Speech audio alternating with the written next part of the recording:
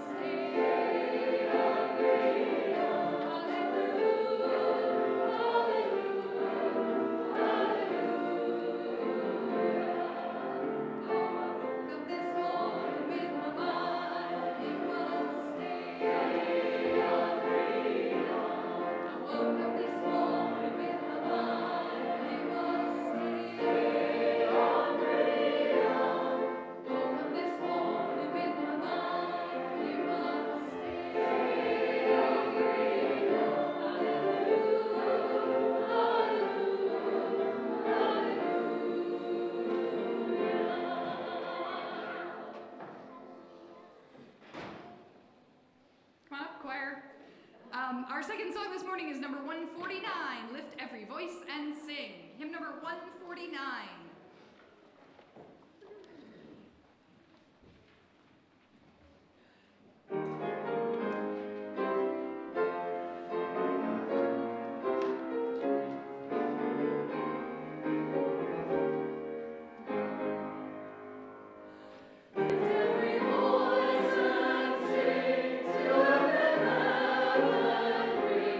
Bring the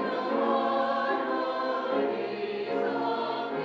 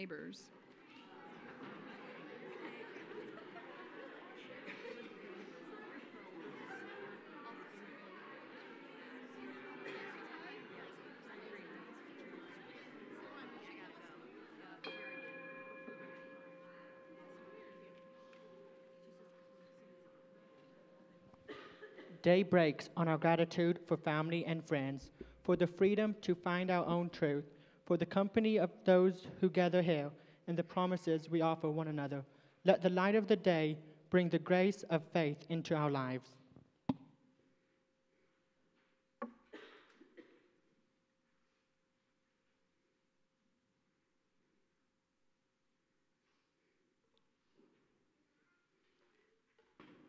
I want to welcome you all here today to a moment of winter.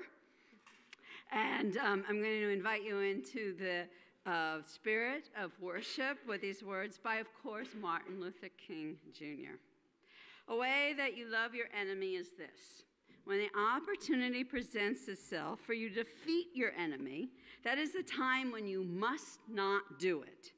There will come a time, in many instances, when the person who hates you most, the person who misused you most, the person who has gossiped about you the most, the person who has spread false rumors about you the most, there will come a time you will have an opportunity to defeat that person. That's the time you must not do it. That is the meaning of love. In the final analysis, love is not this sentimental something that we talk about. It's not merely an emotional something. Love is creative, understanding goodwill for all people. It is the refusal to defeat any individual. When you rise to the level of love, of its great power and beauty, you seek only to defeat evil systems. Individuals who happen to be caught up in that system, you love, but you seek to defeat the system. Now, before we are graced with our musical affirmation, I have a statement to read from the chamber choir. They say, we find a jarring disconnect between the words in the musical affirmation, which is part of a poem by Langston Hughes, and our present times. Nevertheless, we dream big and pray for the day by listening, steady diligence, and much grace that these words become the truth for every American citizen.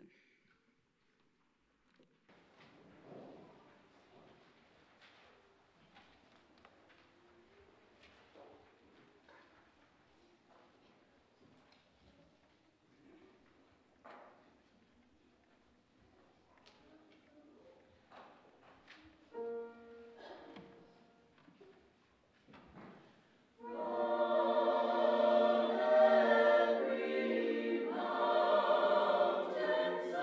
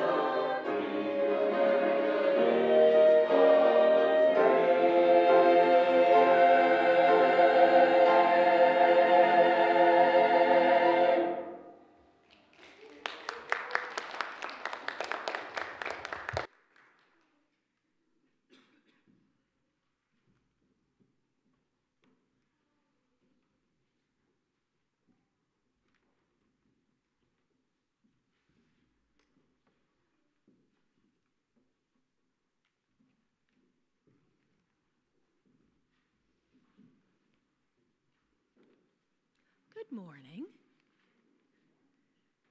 So, once upon a time, there was a church. And the people in that church were quarreling. They were arguing.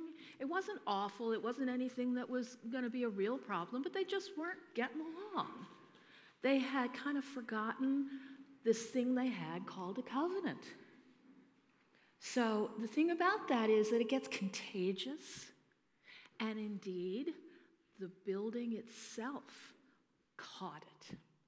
And so the parts of the building started arguing with each other. There were these big, beautiful stone pillars. And they said, well, we were here first. None of you would exist if it wasn't for us. And even today, we are still holding you up. Okay. Well, then the roof chimed in, and the roof said, yeah, but no one really wanted to be in here until we arrived. Okay, all right. Well, then the carpeting had an opinion here. And the carpeting said, yeah, roof, but you didn't always keep us dry, did you? Really nasty. They were getting into this. And the pews, well, they joined in. Remember, this is something contagious. They joined in, and they said, well, you think people want to stand the whole time? You might get people in here, but they're not staying without us. They need a place to sit. And then you started hearing some rumblings from the kitchen. And the kitchen was saying, you know, it's not just services. Y'all do a lot of different things here. And it wouldn't be happening if it wasn't for us. Well, then there was a murmuring from another part of that church building. Very quiet but strong, and it said, I am the room with the fireplace. I was here first. Columns, you got nothing on me. So then it spread even further, and it spread out to the social hall. And the social hall said, hey, you know, if people couldn't have coffee after they're down there with y'all, nothing would be going on. And that's what we let them do.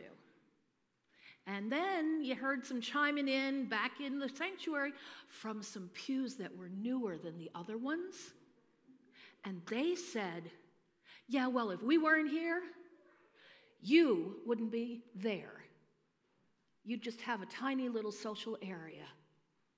And so they're all bickering and fighting amongst themselves and who's the most important. And some of them were just downright nasty, and some of them were just so arrogant. You know, that whole I was here first thing going on. And they're fighting and they're sniping.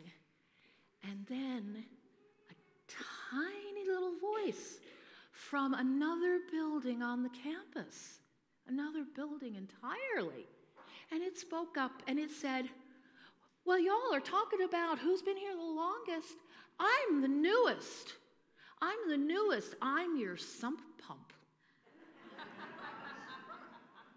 I make sure the floors are dry for the children. And you know what? We got to work together here. You know, I mean, the roof wouldn't be there if there weren't columns to hold it up. The pews sit on top of the carpeting comfortably. The carpeting, well, we try to keep people from bringing drinks in and protect the carpeting. But you know, the point is, we need to work together. We're better together, you know? And everyone started listening. And that room with the fireplace nodded wisely. Yeah, you're right. And the columns said, okay, we're not quite the longest ones here, but dang close. They all started getting along again. And the whole building was in one accord, and they knew they had work to do for those people. And just the way the quarreling at the beginning was all contagious and everyone else started arguing, well, everyone coming together like that, that's contagious too.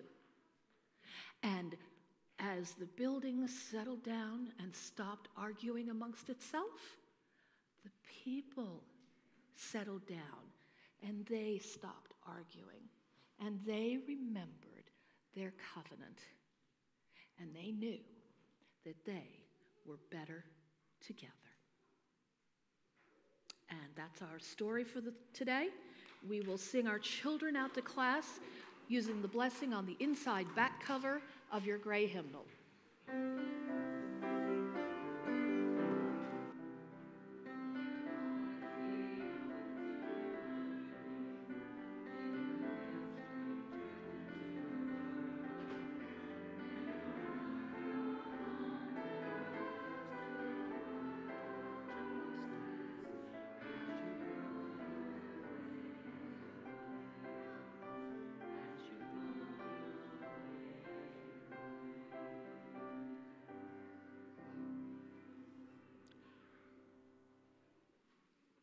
Good morning.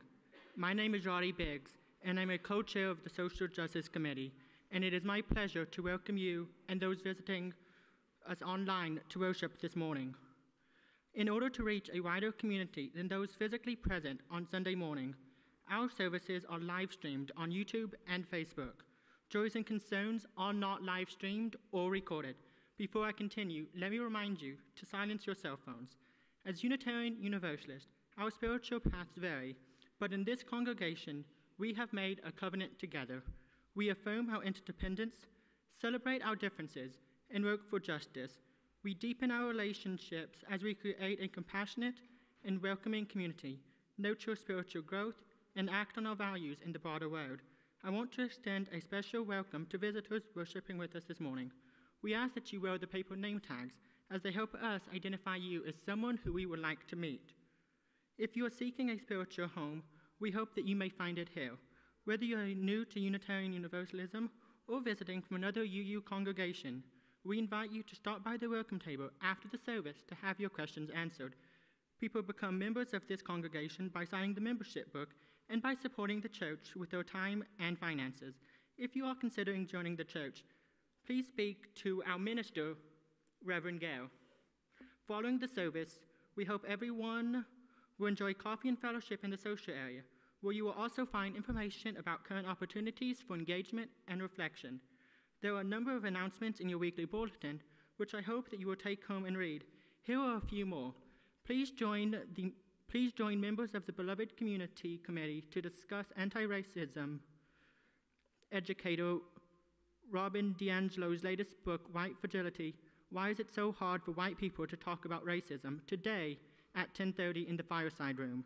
Also from the Beloved Community Committee, they will be having an information table to sign up in the social hall after today's services for the March Nashville Pledge Workshop.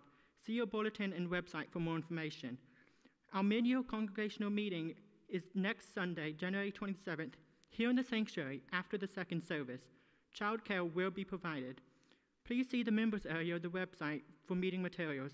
Our agenda includes reports from the Endowment Trust, the Stewardship Committee, and the Ministerial Transition Team, as well as a financial update and the Identity Task Force update and vote on how we want to grow in the future.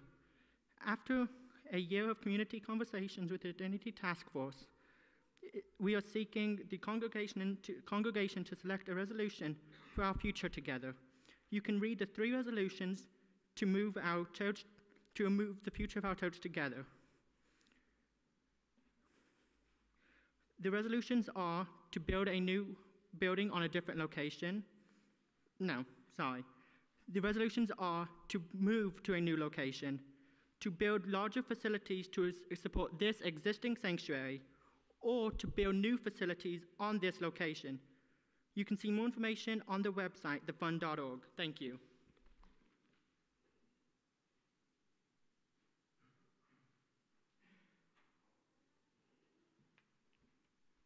Good morning. My name is Lóre Stevens, and I'm a member here. Candy Toller, who is our head of stewardship, has asked me to share a stewardship moment with y'all about why I feel it's important for me to contribute to the church. I'm a monthly donor.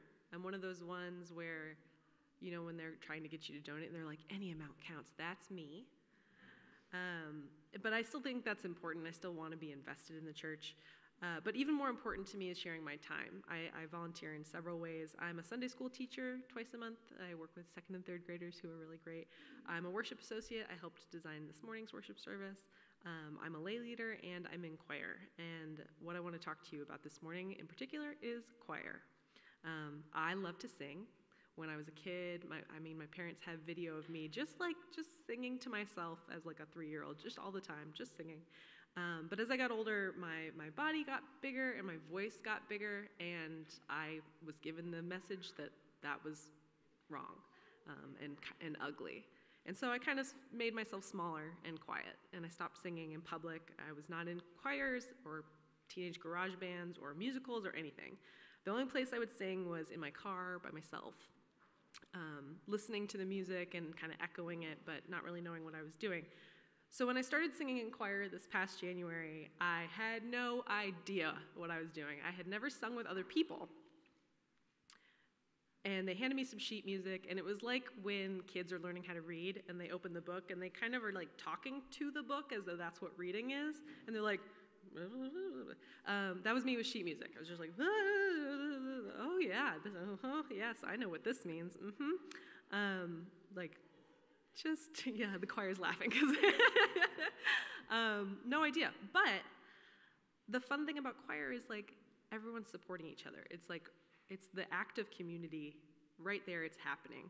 And I do know how to listen. And as our wonderful choir director, Jay, says, singing is listening is singing is listening. And so I've learned to listen to my fellow choir members and try to get the notes from them, try to learn what the sheet music means in conjunction with the sound. But it's also about, being vulnerable enough to ask questions and be wrong and have someone be like, oh, it's actually this, or let somebody else know, oh, I'm not sure if it's that note. We call each other in, and we help each other raise our voices in community. And that is why I love choir, and one of the many reasons I love this church. Thank you.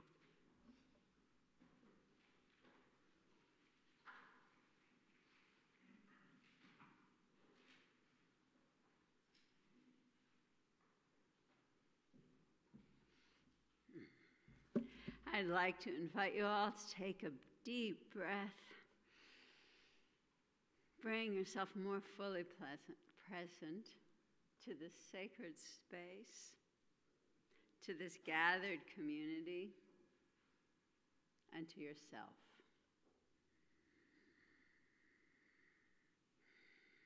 And as you become more fully present to yourself, you may become more aware of those moments from the last weeks or days or hours that you bring here with you, especially those moments that have touched your spirit at its core, at its center.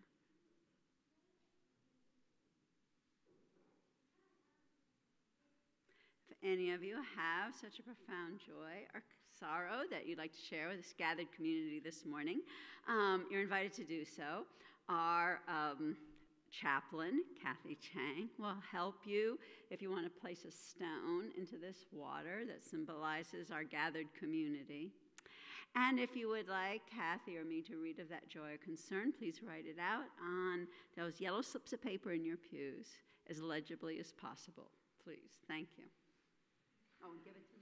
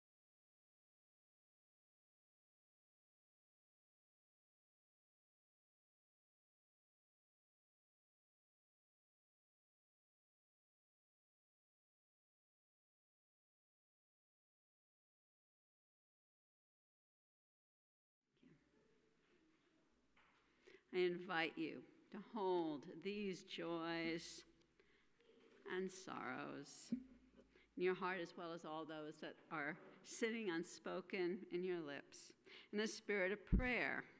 And today we're going to pray with a poem by Mary Oliver, who for many Unitarians was a writer of books of sacred scripture.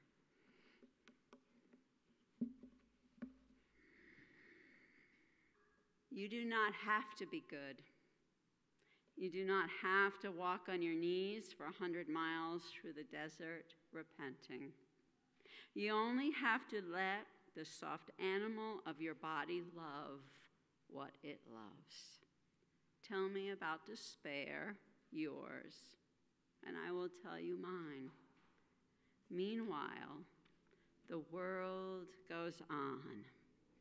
Meanwhile, the sun and the clear pebbles of the rain are moving across the landscapes, over the prairies and deep trees, the mountains and rivers.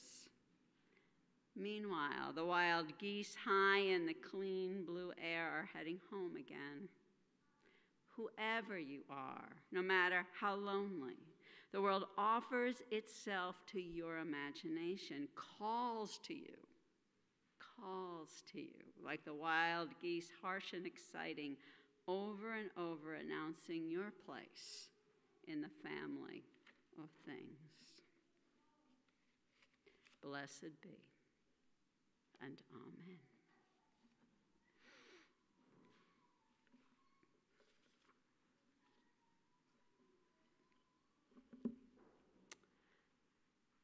At this time, our offering will be received.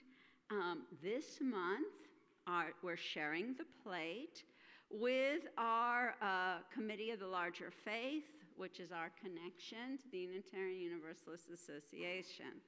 Now, the money is going to be split for two things, and today I particularly want to tell you about BLUE, Black Lives Unitarian Universalist.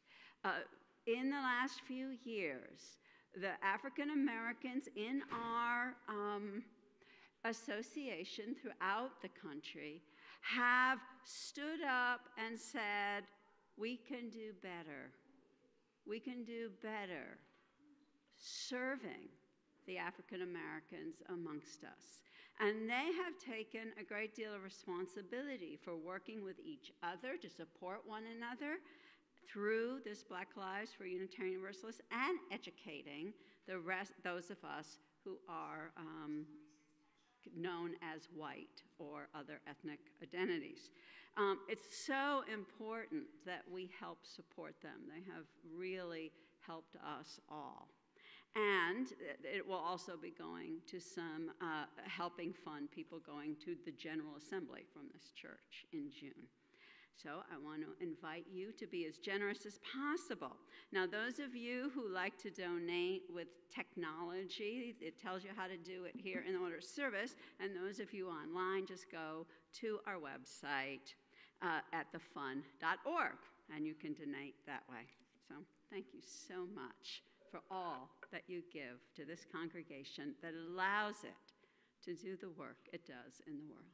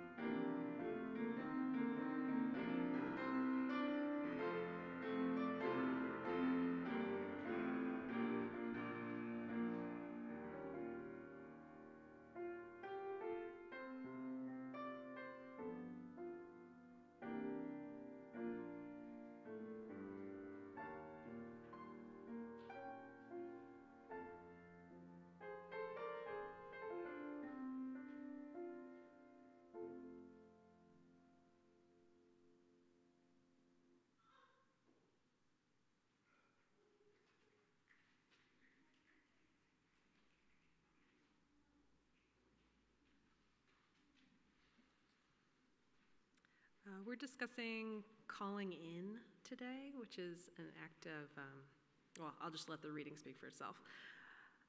I picture calling in as a practice of pulling folks back in who have strayed from us. It means extending to ourselves the reality that we will and do F up. We stray, and there will always be a chance for us to return. Calling in unlearning of everything we've been configured to believe is normal.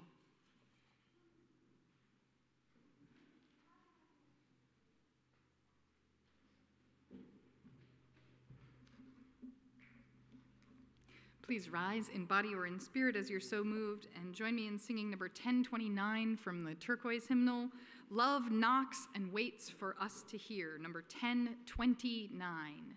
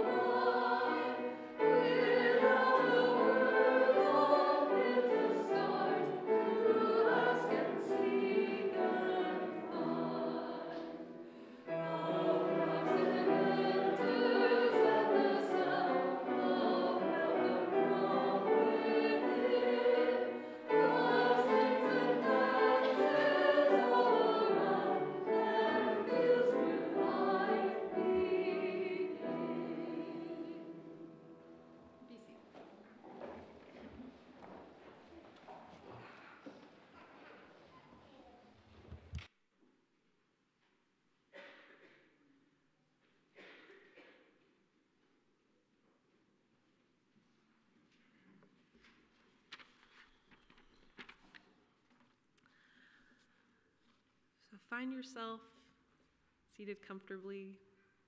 I'm going to lead us in Tonglen meditation. And for those who've done it before, it's a practice of inhaling negative or difficult thoughts and feelings and exhaling something refreshing or positive. And the underlying logic of this is that when there's suffering, think of others, and when there's joy, think of others. So you can close your eyes if you'd like, or lower them. Just feel your breath for a moment.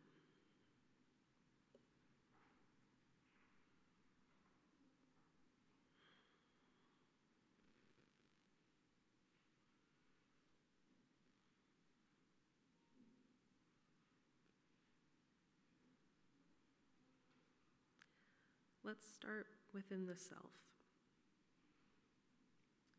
Call in the aches and pains, the frustrations, the irritations. Inhale that. And on your exhales, breathe out some self-compassion, some patience.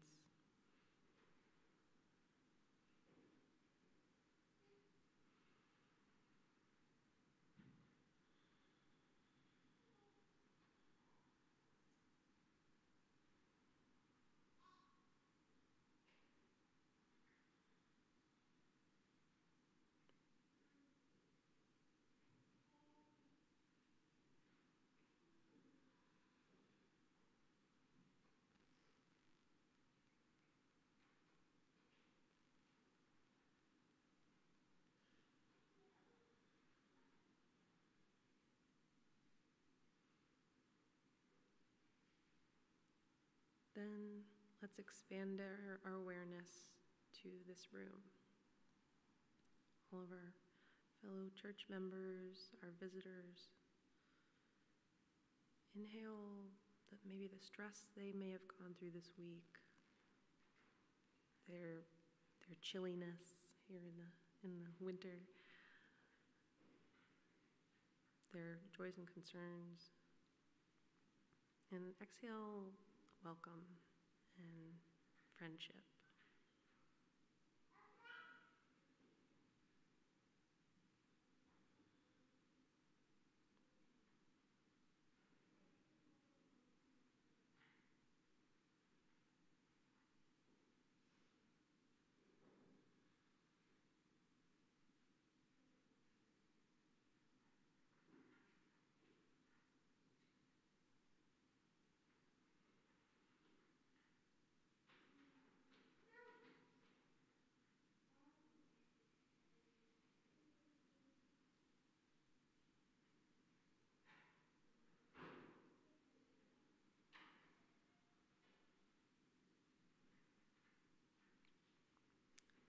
Then let's open even further to that phrase we really like here, broader community, be it our schools or our jobs, Nashville, the country even, the community we're parts of.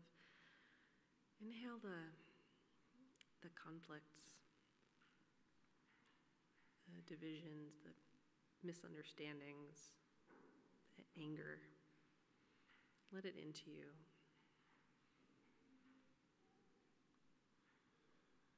And exhale.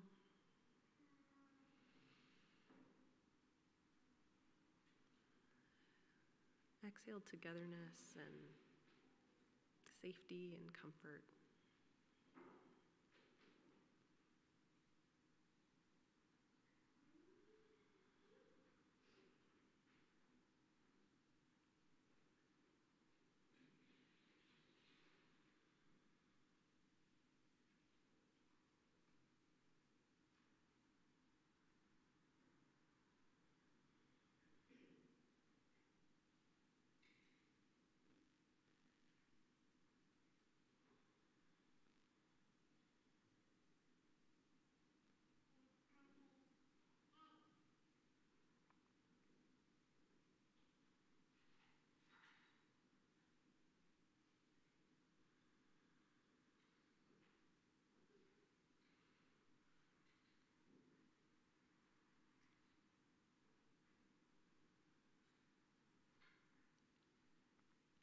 Let's really stretch ourselves.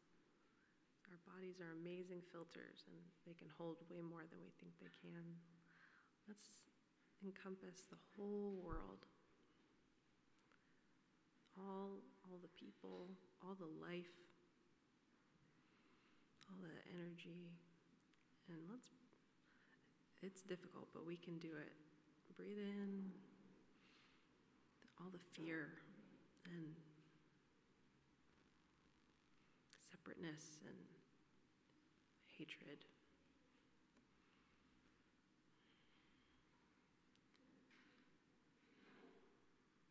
And breathe out love.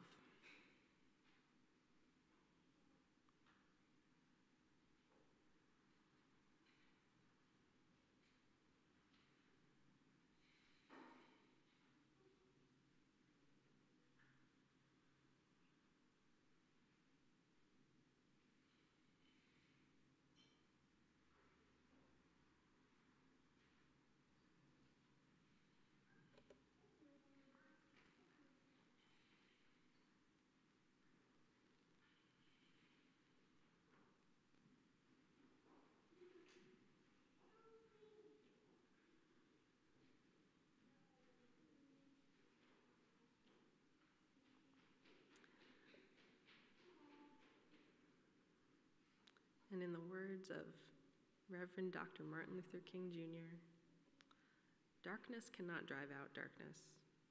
Only light can do that. Hate cannot drive out hate. Only love can do that.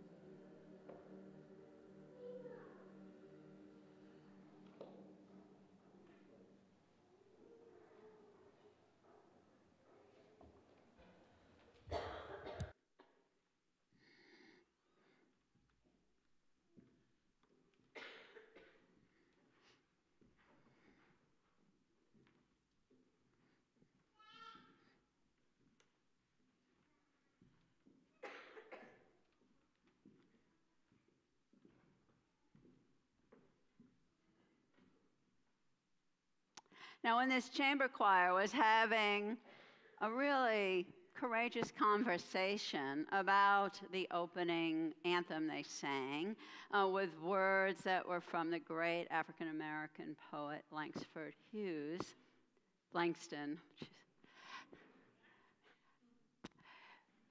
who I love his poetry, so I'm sorry,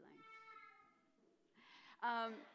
All I could think of was him and my grandmother.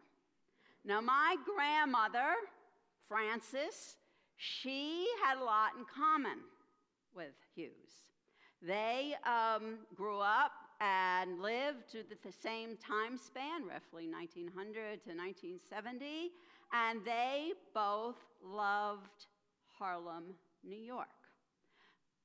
And yet, that gap which the chamber choir talked about, that dissonance between the dream that Hughes talks about and the reality of America today was still there, even though the other thing they had in common was they were both American citizens, both proud Americans.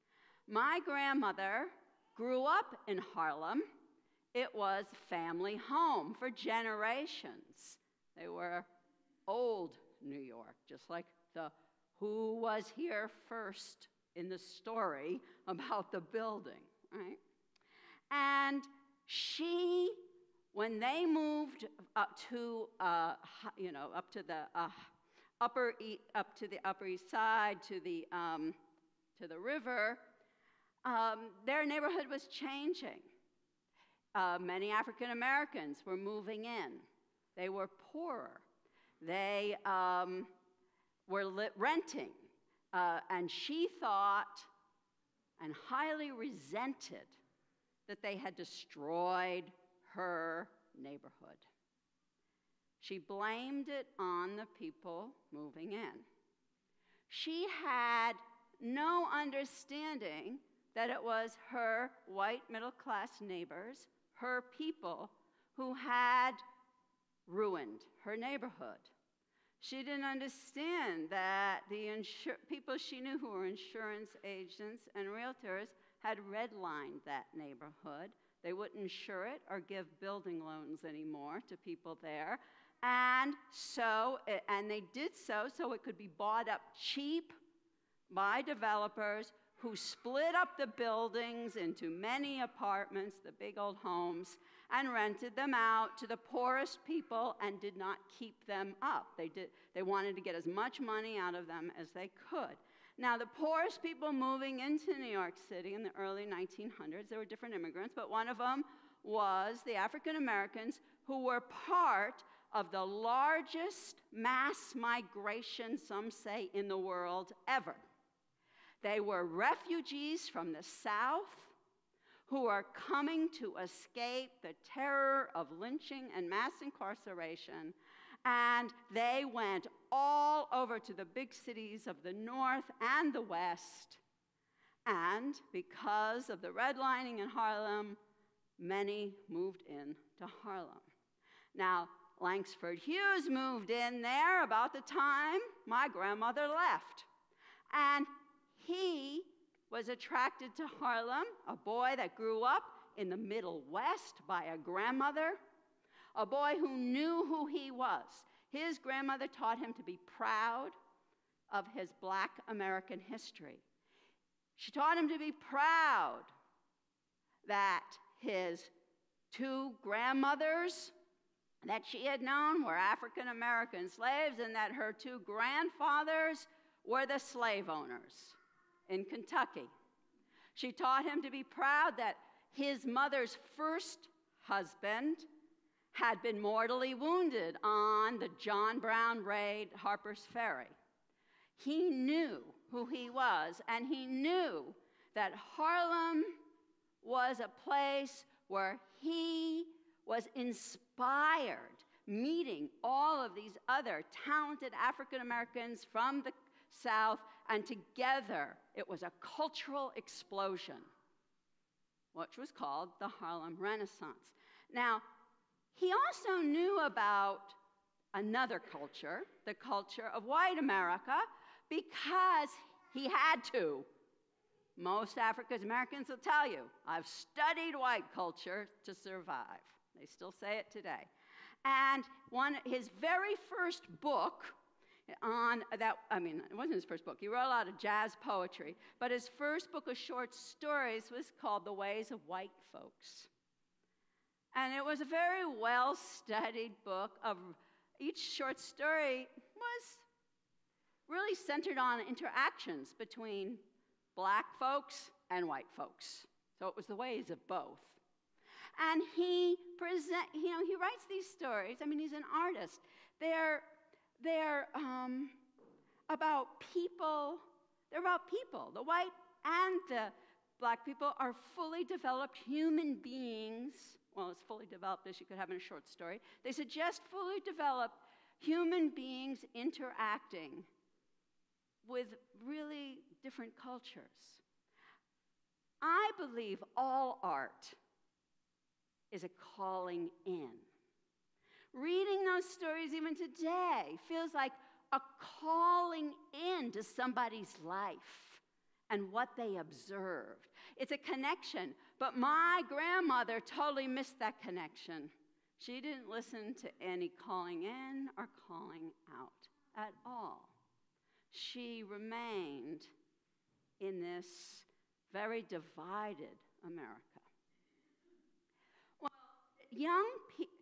Martin Luther King Jr. says that this kind of reaching out from who we really are to others, to call them in, to connect, is love.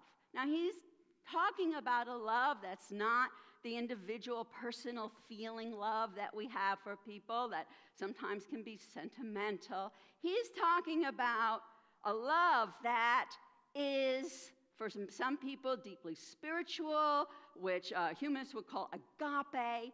It's a larger love that's based on what you do, not what you feel. He called that, one way he described that love in our opening words today is that it's a creative understanding.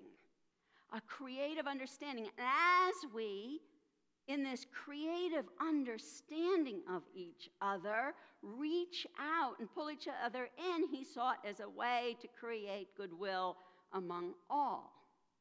Now, one of the young activists today, and we're not quite 100%, it's a Vietnamese, they self-identified as Vietnamese American transgender queer. The reading was from them today, and we think it's pronounced Wan Lone Tran, but if anybody can correct us, we would be delighted to know how it's pronounced. But Tran, they are still in their 20s, and they have been an activist since they were born, it seems, when I read about their activity. I first heard of them because they were one of the 4 people arrested for pulling down a statue the summer before last of a Confederate soldier in North Carolina. But they write about this concept of calling in. They write about going to a conference to understand more deeply this institution, this systemic history of racism in America. And at that conference were young activists who had worked in the Wall Street movement, so economic justice, racial justice, refugee justice, immigration justice, GLBTQ justice. They were all together. And Tran asks, what do you think happens when you get hundreds of passionate young activists together who all know from their point of view exactly how everything should be done? All of them with multiple identities, complex experiences. And they said, well, compassion went out the door. Compassion went out the door. Very disappointing. People would feel hurt by something somebody else said, and they would call that person out. They would yell at them. Now, so Tran asks, what do we do when we actually like working with these people who say these terrible things that make us feel terrible, that plug us into all the trauma of our oppressive life? What do we do if those are people we love? What do they do if the people we love are calling us in? That the person being called in is me. What do we do? We want to stay connected. Well, Tran is very clear that calling out is a tool of the oppressor, something that probably all of us grew up with. And Tran describes it very simply. It's punishment. Somebody makes a mistake, and we have been taught to punish them, to blame them, to yell at them. That's why a lot of us take nonviolent communication to learn how to nonviolently talk without blame and violent language so that we can connect with someone and creatively understand each other's life. Now, Tran is very clear that calling someone in is an alternative. It's an act of love. It's nonviolent speech. They are also very clear that not being punished for a mistake doesn't mean you don't take responsibility. So I wanted to think a few minutes about how do I respond when I'm called in, and I am called in. I have been called in several times just in the last year, and I'm sure that's true for every year of my activist life. Because you make mistakes. We are making up something, a new culture, that we have no idea what it's going to look like. So of course, we have to call each other in. So I'll tell you what you don't have to do. You do not have to be good. You do not have to crawl on your knees 100 miles in the desert repenting. What you do have to do is love. Love what you love and hear that harsh but exciting call to find your place in the family of things. You are being called to creatively understand yourself as a person who loves and is part of the interdependent web, and the other. The calling in. Love. Love in this larger sense, this agape sense, in this creative understanding towards goodwill for all sense, takes practice. It's something we do. It's saying grace isn't bestowed on us by accident. It's not mercy from some hierarchical God. Grace is something that we can give others. Practicing love is exactly like practicing Tonglen. It's being able to breathe in the suffering of the world, ours and others, and to breathe out love. And none of us are good at that without practice. Practicing Tonglen is a good way to practice love. But there are more active ways. In the bulletin this morning, there's about 5 different ways that our beloved community and our Committee of the Larger Faith are calling us in to be connected to the work of loving the enemy, but hating, dismantling the evil system. Reading the book White Fragility by Robin DiAngelo, having a conversation about it at the second service. You can still read it if you haven't read it. signing up to be in the Nashville Pledge, which deepens our understanding of that system, marching tomorrow morning with all of us behind our On the Side of Love banner in the MLK March for Nashville. Going to hear at the end of it, the speaker is Reverend Dr. William Barber, who I've heard him speak. So many people think his speaking and his organizing work is the Martin Luther King Jr. of today. It's a wonderful opportunity. That's just the beginning. Each one of you knows what in your life calls you in to creative understanding and practicing love. Some people here have told me it's at work, it's with their family, it's other volunteer work they do. People tell me that doing the prison ministry has called them in. I know my work with the Tennessee Advisory Committee to the U.S. Civil Rights Commission has taught me so much about how law is used to systemically isolate and incarcerate Black Americans today. I mean, I thought I knew so much, and I've been shocked, my work there. And by the way, Civil Rights Commission is closed because of the federal shutdown, so we don't need to work on civil rights right now. So that's I'm being ironic, just in case somebody doesn't know. Okay, so I invite you all to practice nonviolent love. Call one another in, and together, one by one, we can call in every American citizen, as is your dream in that chamber choir statement, with grace, to make this the world we dream about, that King dreamed about, that Tron dreams about, a world of equality, justice, and democracy. Now, we're going to end with a song that was very popular in the 60s civil rights movement.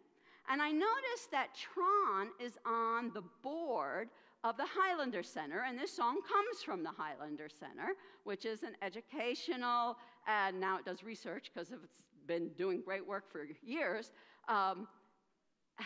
And it was at the Highlander Center where this song was created in a group of people, African Americans, who brought their hymns. So this song is very much based on an African American church hymn, and the white people who brought their folk singing tradition, and together they came up with this song. So let us sing this song as a calling in. May it be so. Please rise in body or in spirit and join in singing number 169, We Shall Overcome. Hymn number 169.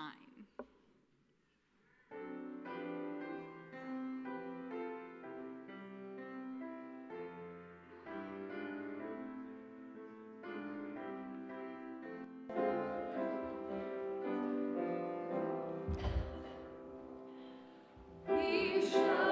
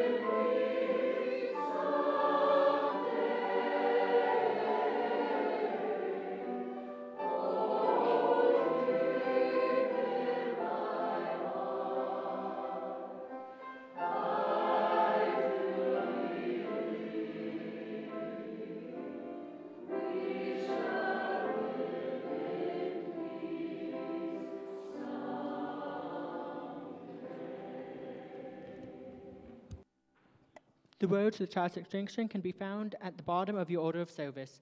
We extinguish this flame, but not the light of truth, the warmth of community, or the fire of commitment. These we carry in our hearts until we are together again. So, my closing words have to be Martin Luther King Jr., just a reprise of the opening words. When you rise to the level of love, of its great beauty and power, you seek only to defeat systems. Individuals happen to be caught up in that system. We love, but we seek to defeat the system. This service is over, and because the gaps between our visions and our reality continue to be vast, let our service begin again, renewed.